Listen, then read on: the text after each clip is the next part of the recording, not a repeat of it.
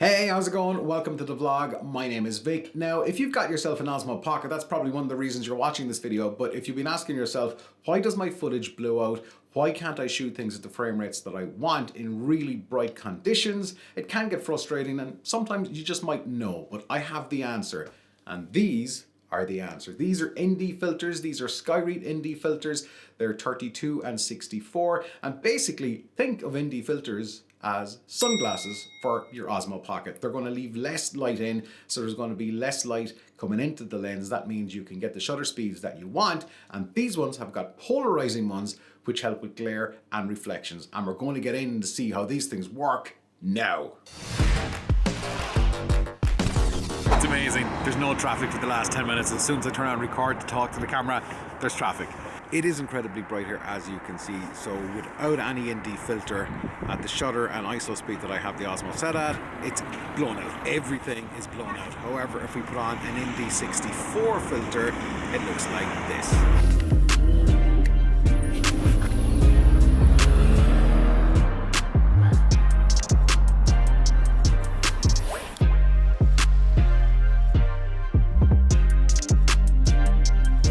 Still shooting with the ND64 filter on, and basically what this means, even though we're not shooting into direct sunlight, it is quite a bright day, which is a change for Ireland, but we are able to get a decent shutter speed because we're currently shooting this at 1/60, and without this we wouldn't be able to do it. So let's take off the filter and see how it looks.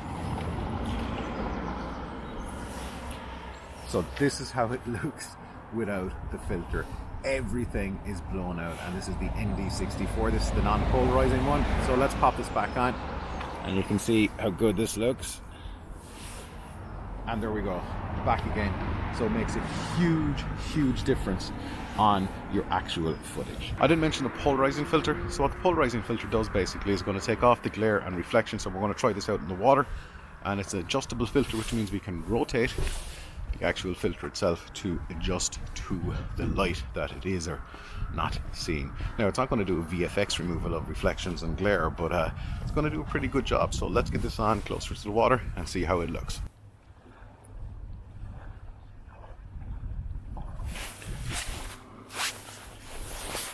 So you can see the glare being removed there just by twisting the polarizing filter. This is the polarizing filter ND64, and this has been shot at 4K 60, 1/120. The ISO is 100.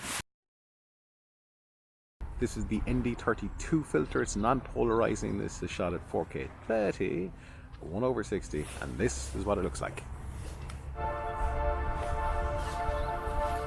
right. So this is the same shutter speed, same ISO, and it is the ND64 non-polarizing filter.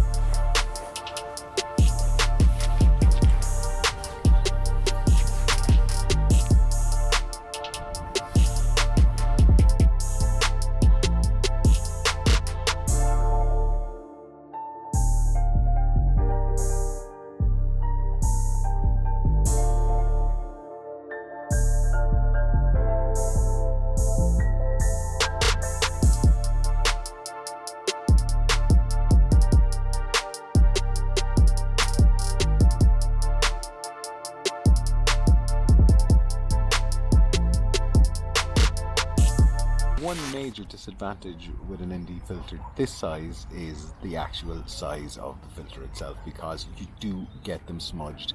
They're difficult to get off in the fact that you have to use your thumb. Maybe with practice you're going to get better at them, but they do get smudged. So what I would say is a soft cloth, something that you might use for cleaning glasses, is what you're going to have to bring with you. And most of these filters come in a box, so there is room to get a soft cloth. I think this came from kids' glasses or something like that. So the Osmo's even tracking my hand there for some reason, which has worked perfectly well with the shot. So you are going to have to clean them before you put them on and before you put them off, but I guess it's a small price to pay, really. Overall though, the Skyreat ND filters for the Osmo Pocket are probably a must-have if you're ever going to be shooting in sunlight, and if you want to get that cinematic look where your frame rates and your shutter speed are what you might be used to in a more controlled lighting environment, then the ND filters are an absolute must have. I'm going to leave a link in the description so you guys can check these out a little bit more. I know there's other brands of ND filters available for the Osmo Pocket. They come in various degrees, so you have 4, 8, 16, 32, 64. Good way to think about it is ND64 is roughly going to drop the light down about 6 stops.